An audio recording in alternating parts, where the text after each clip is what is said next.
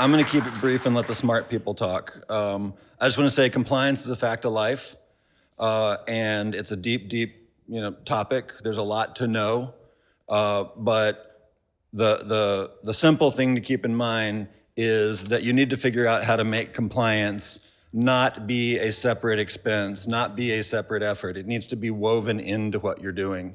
And quite frankly, it should be synergistic with your security program as well. And all three of these people are going to have really interesting things to say about how you actually do that, because it's obviously easier said than done. So my first question is, why do we do any of this stuff? Why should we do any of this stuff? Many engineers and a lot of business people will tell you that there's a lot of cost involved and not a ton of tangible benefit, especially for startups, which is what this gathering is focused on. So why should we do compliance? If you are a service provider and you want to do business with Blue Cross of Idaho, one of the first things I'm going to ask you is, can you show me your SOC compliance? Can you show me your SOC audit? In fact, with the changes in the SOC 2 for this year, moving from the SSAE 16 to the SAE 18, me, as a receiver of your service, I'm actually required to be able to show that you have been audited and that I have audited and asked for those results. So it really is a mandatory part of building a business, is to be compliant. And as the lawyer in the room, I feel like it's my job to also tell you that if you don't, it can have grave impacts on your business. I mean, it can be catastrophic. Under a lot of these regulated industries, the fines can be incredibly hefty. HIPAA, it can be millions of dollars.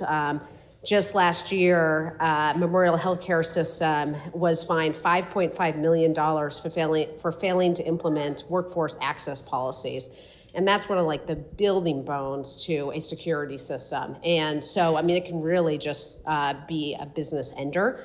But also, even for the startups, it can be a small thing, just like a business associate agreement. If you're serving healthcare clients, you're going to be required to sign a BAA. And if you don't sign a BAA,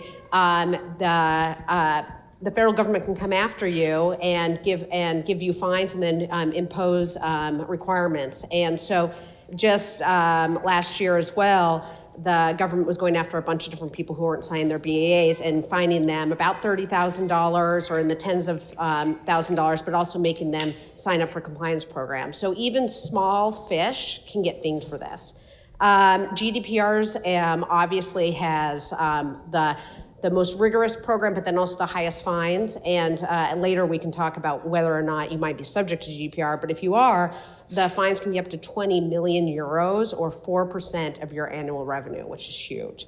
On the PCI DSS front, a lot of people don't realize that those fines can not only be huge and they're contractual by nature, but then you can also spend your time in court fighting your insurance companies and everyone else you've signed a contract with. And PF Chang's ended up in a bad way because it was fined almost $2 million in a PCI DSS assessment, and then it lost its lawsuit against its insurer. It wasn't covered for that.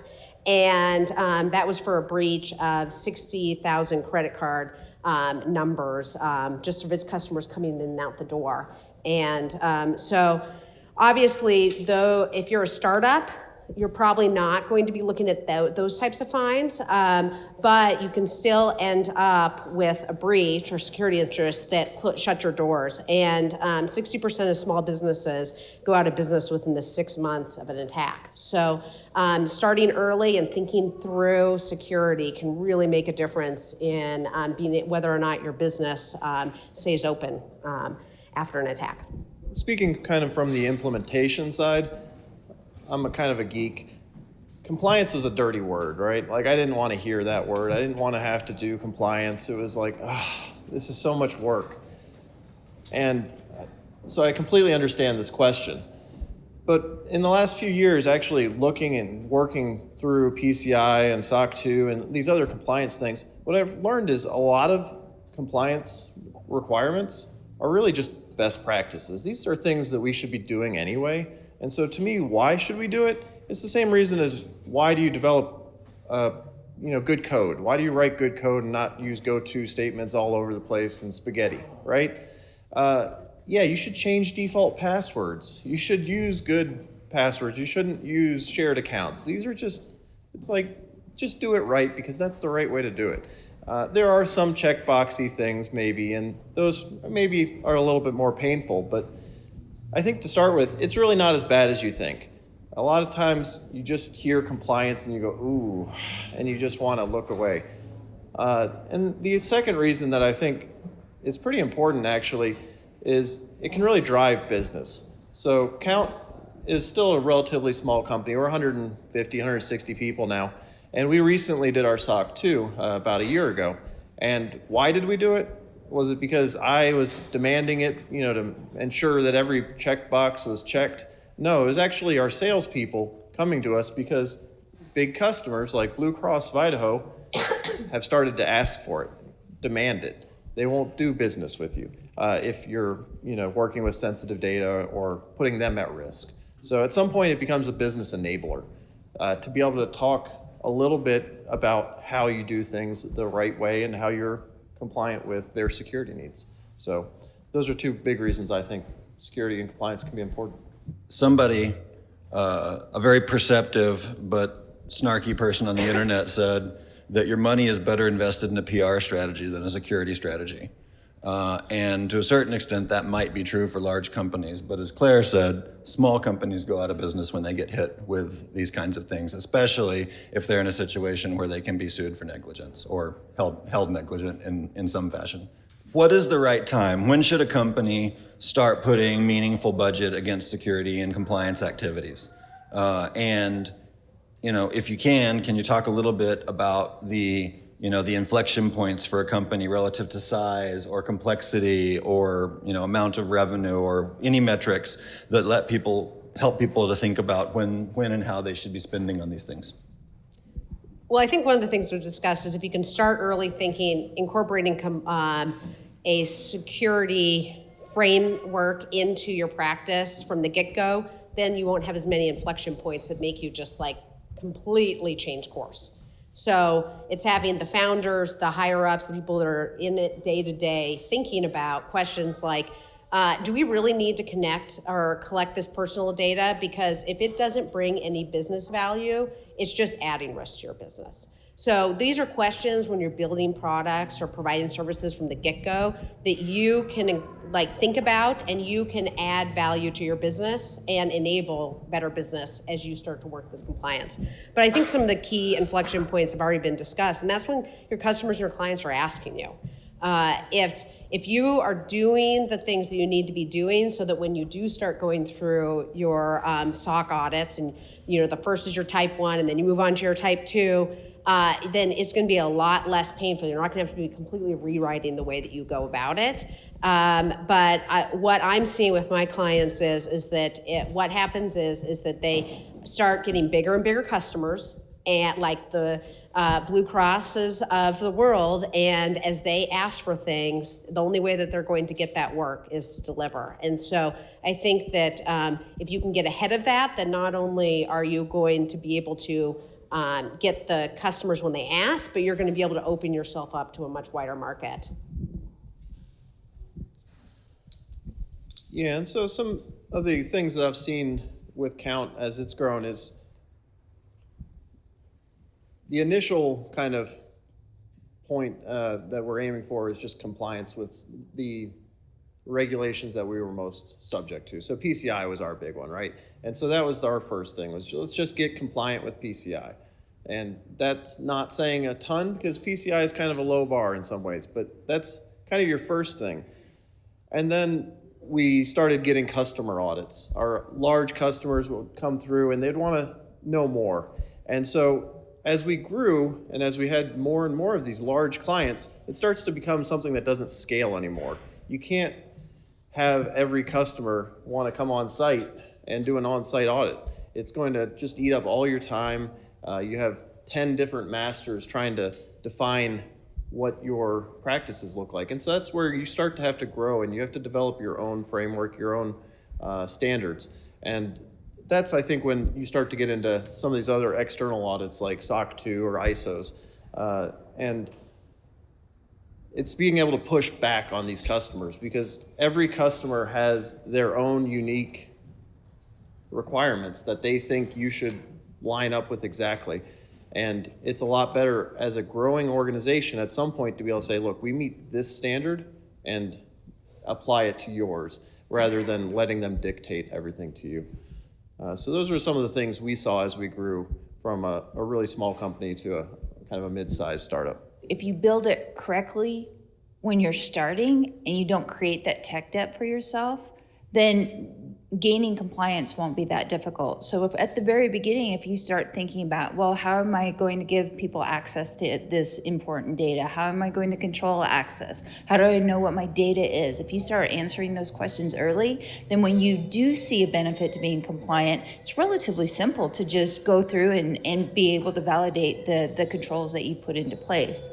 In the industry, the expected investment should be about 5 to 7% of your budget should be in your security controls. So go through and see what you have implemented, and if you're below that mark, you probably need to invest more in security, which will help you meet compliance. When you're trying to manage the risk in your home, protect your belongings, et cetera, you don't build a perimeter fence and put concertina wire on it and hire guards and get trained dogs, right? You just buy an insurance policy. And so I've heard a lot of people say, we've got cyber insurance.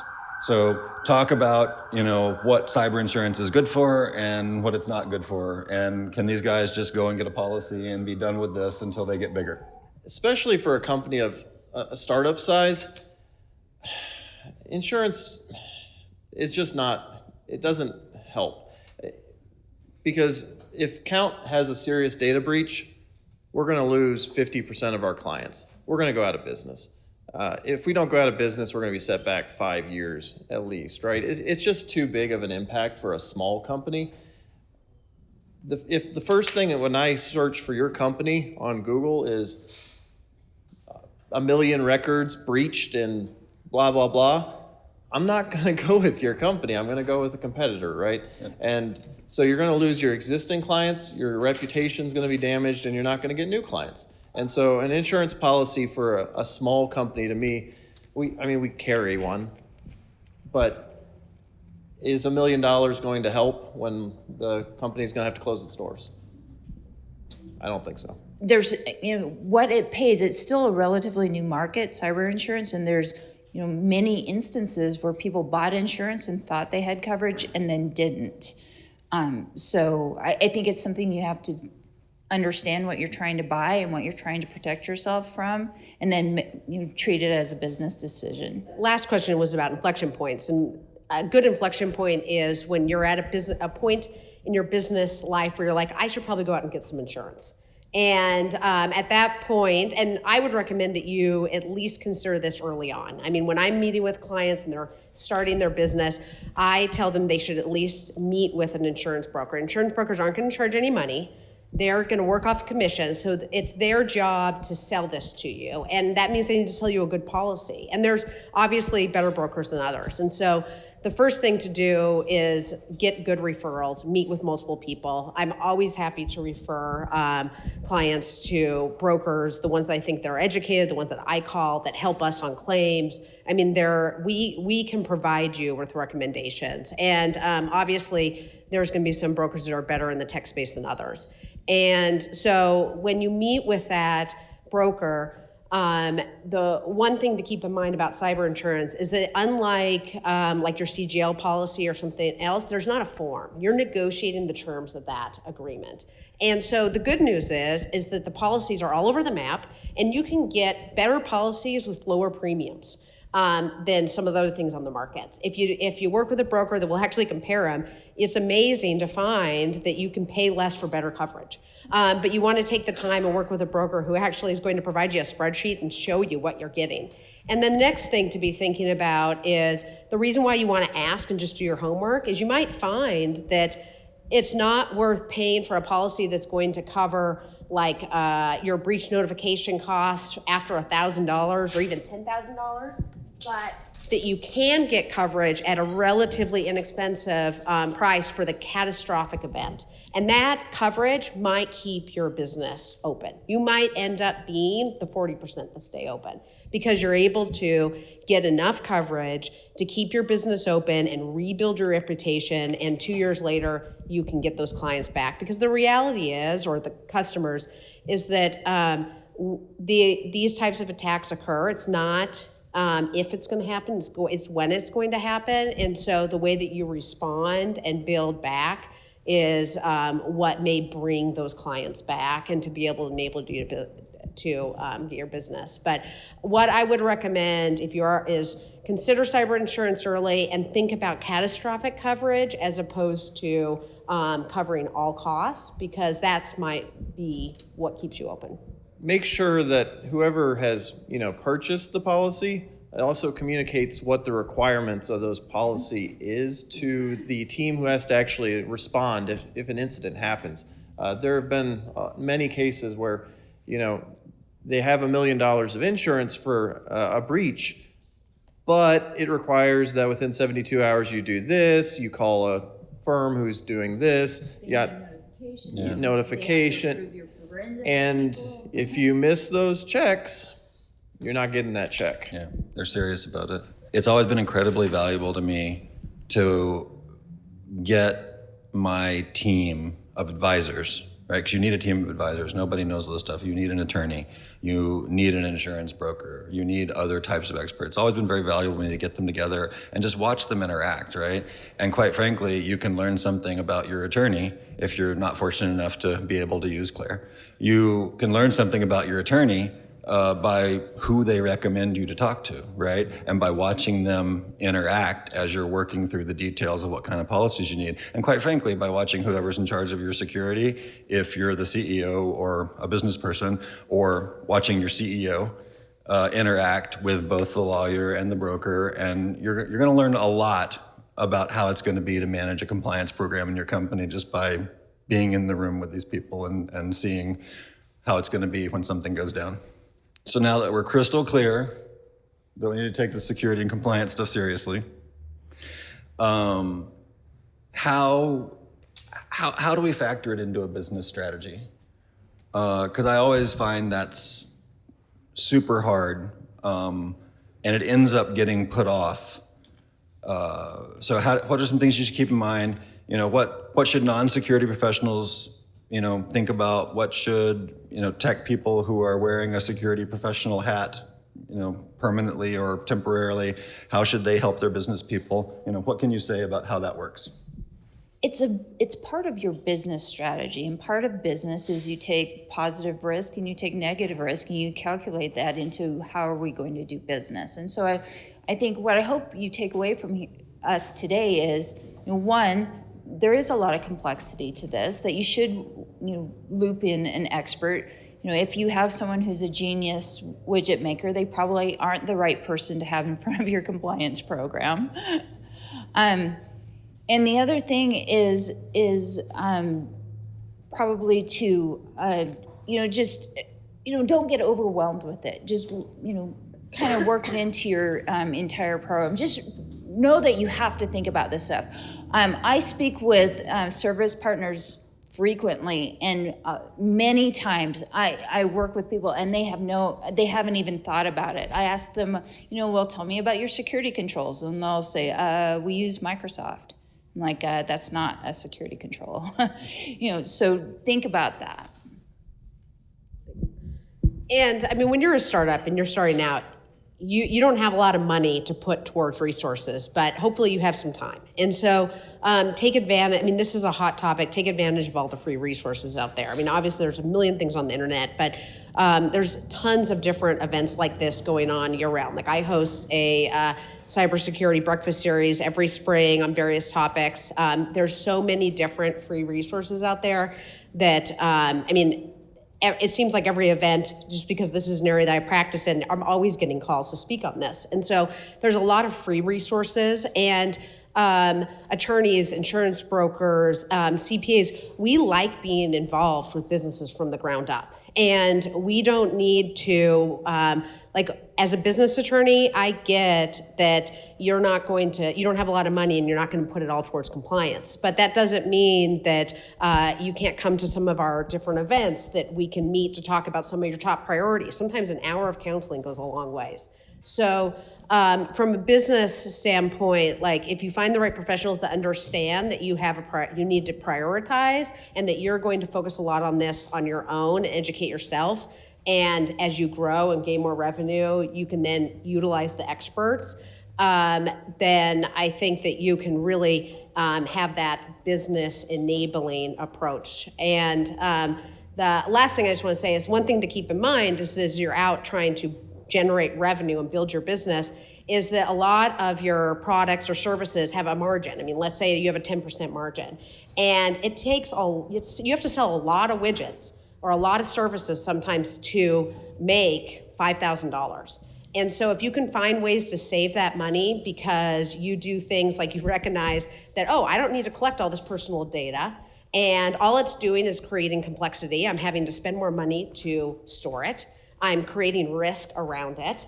Eventually, when I get those clients that are insisting that I do a lot more with compliance, it's going to cost a lot more to comply. So think from the get-go about what are things you can do to have a simpler, more streamlined product that is going to end up being able to make you more money.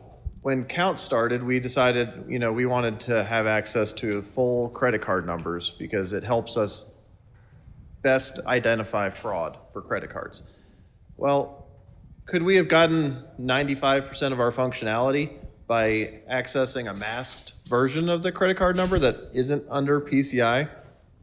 Maybe, right? And that's a sort of a business decision. We could have saved a lot of money on compliance over the years if we had made a business decision that we might degrade our service a little bit, but we can. We benefit. Ultimately we win because we're going to save a lot of money and we're going to be able to offer just as good of a product without so much pain. And I think that's the IDSS pain. Yes. So I think that's definitely something worth considering. Do you need to implement your idea or your product in this particular way? Can you target it slightly differently and end up benefiting? So that's a really good point. And just try not to hold on to data if you don't need data. I think that generally helps. So, like Clara said, there's free tools. So if you want to see if you have data that falls under GDPR, there's an automated tool that you can actually walk through it, ask questions about your business, about your data, and it'll tell you whether or not you fall into GDPR compliance. So look for those free resources. There's tons of information out there.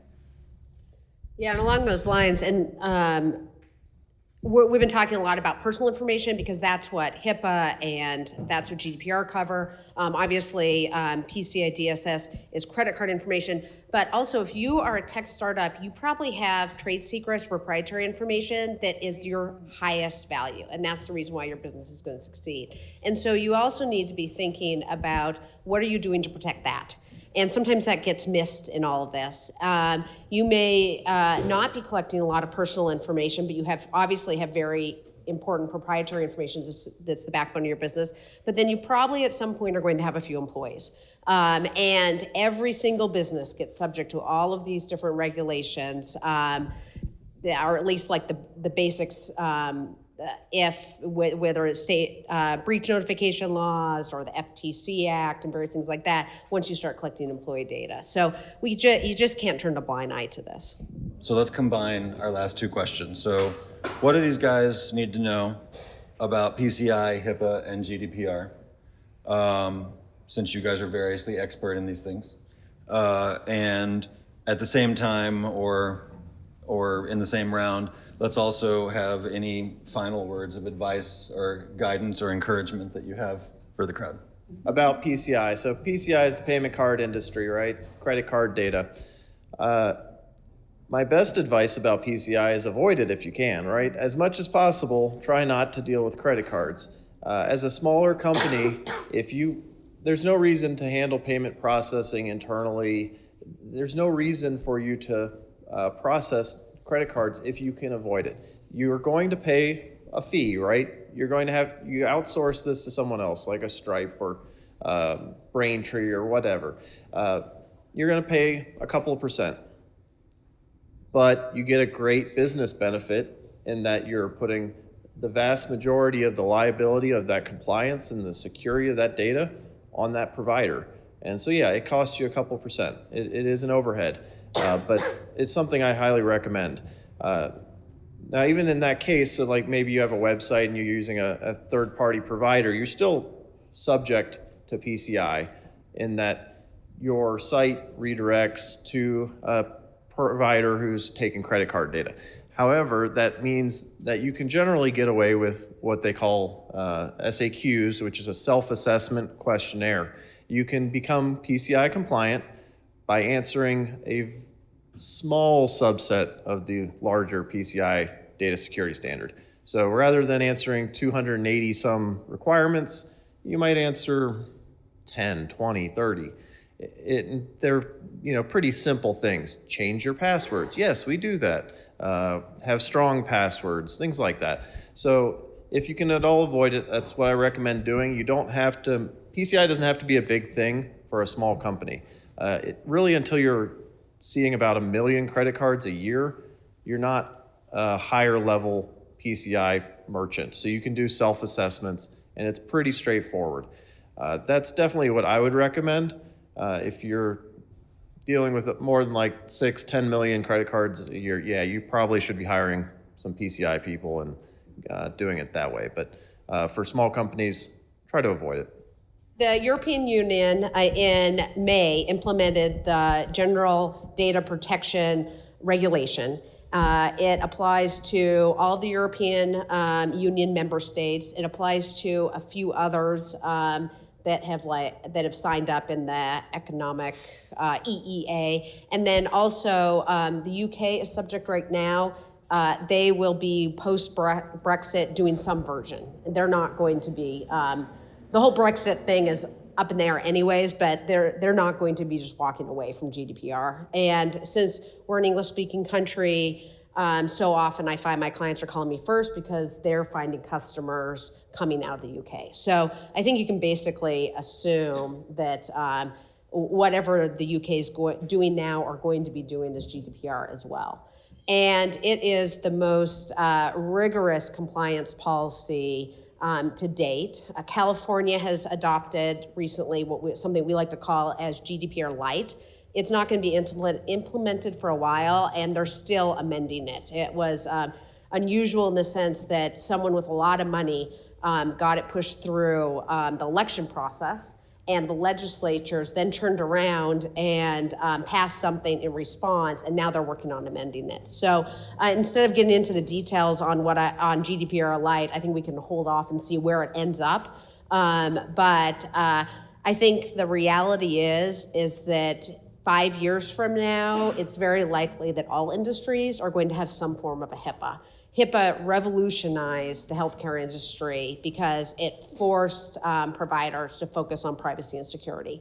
And for that reason, that and the financial industry are the two, I think, most, because of the regulations and also because of the risk, they have taken the greatest measures when it comes to security and managing privacy. And the tech industry is going to be affected by this as well because we have GDPR and we're going to have this California legislation. So the point to GDPR is whether or not it applies and whether or not you have to comply with the many requirements related to it. In the tech industry, the thing to be thinking about is that you either need to be established there, and that can actually mean partnering with other businesses that are there. So you do have to look at your network to consider whether or not you may actually qualify, not just because of where you're located, but where they're located. But then the other point is that I think is very important for the tech industry is that if you're not established in the EU, you don't have any partnerships, you don't have a location there, you don't have any employees that are working out of Europe, you can still be subject to GDPR if you are offering goods and services to individuals in the EU or monitoring the behavior of such individuals. And offering services can be selling your products in Europe. And if you get 1 or 2 random orders out of the UK, that's one thing. If you've translated your website into Spanish because you're getting a lot of orders from Spain, that's a whole nother thing. So it's looking at that type of things, like what are you proactively doing to sell your products to Europe? And then the next thing with monitoring, this can be even hairier, because if you're doing behavioral advertising, like technologies, because you're collecting data on your users, let's say you have some type of product that involves, social media and influencers. Monetized it. Yes, you've monetized all this and you're collecting this data and you've got people out of Europe, then you're very likely going to be subject. And but there's really a question, and we're waiting to see how it gets implemented, whether or not things just like cookies is enough. So there's a lot of concern that if you're, and I say this, if you're an organization that doesn't want to take the risk, and you're already doing a lot of compliance, I'm seeing some of my clients are saying, you know what, maybe we aren't doing this proactive types of directing at customers in Europe, but we do collect data through cookies and various things like that, and we know we have EU residents buying our airline tickets or various things like that, and so we're actually going to comply. So I'll focus on HIPAA, and HIPAA could be its own session. I mean, there's a lot to it. A couple things I'd like you to take away from this. One is, if you have a data breach, you have to report that in any state that you have customers. So make sure that, even though your business is here in Idaho, if you have customers in Texas, you have to understand what the Texas data breach law is. So educate yourself on what the state level data breach laws. 2, with HIPAA, there's 18 different variables that they track, and some of them you don't even think about. Things like identifiers in a URL, that member's IP address, their license plate number is considered HIPAA information. So for you, if let's say you actually don't have a product, you're like Vynyl and you're a service provider, Vynyl has to understand what needs to be HIPAA compliant because they're building a service for Blue Cross of Idaho. The third thing is even when you sign a business associate agreement, and business associate agreements are very scary looking. They say things like, we're holding you liable for unlimited liability. That will bankrupt a business. So go through. Right? I mean, no, you don't. There are certain criteria that have to be in a business associate agreement, and then whoever is receiving that associate agreement will modify and add additional language to it. But don't get so eager to get this business that you just sign that BAA and say, okay, this is awesome.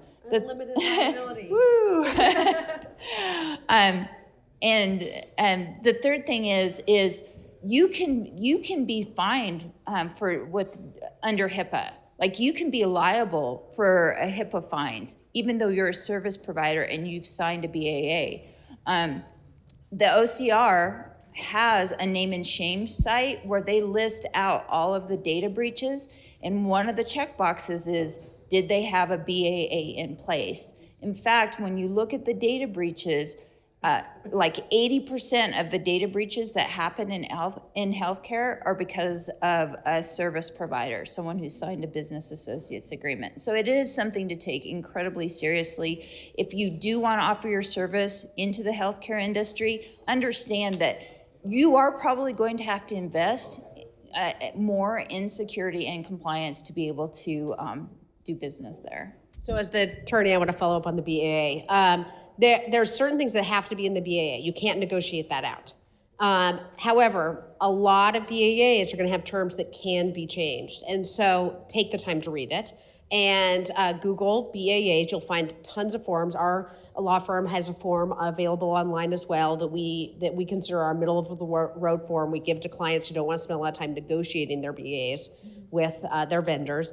And you can actually carve back some of these provisions like related to liability. Like you don't have to sign up for unlimited liability. There are restrictions to this. Now, I'm saying some. But I may not accept. I was just going to say, you may not be able to get the client for that, so you do have to weigh whether or not you're going to do it or not, or we're going to find insurance or whatever. But what I'm saying is take the time to read it, know what it says, think about asking. Yeah. But you don't even, I mean, like the reality is that like, if you don't feel like you're at a place where you can afford an attorney, like it doesn't mean you just like keep signing away everything. Like at least take the time yourself to read the agreement. And do a little research online and educate yourself, and then, you know, have the conversation. And that maybe there'll be a point where you can spend on an attorney and you decide, oh, I'm going to make some changes. But I don't want you guys just to think, oh, I don't have the money for an attorney right now, therefore I'm just not even going to bother. And I would say, as a person who's talking to my legal team almost daily, I don't know that I would do anything without talking to it. I appreciate that because I like it when we get the phone calls. But I also want you to feel comfortable within this space, even if you don't feel like you have the spend to make. I feel like that was a good summation. Be an educated consumer. All right, thank you very much.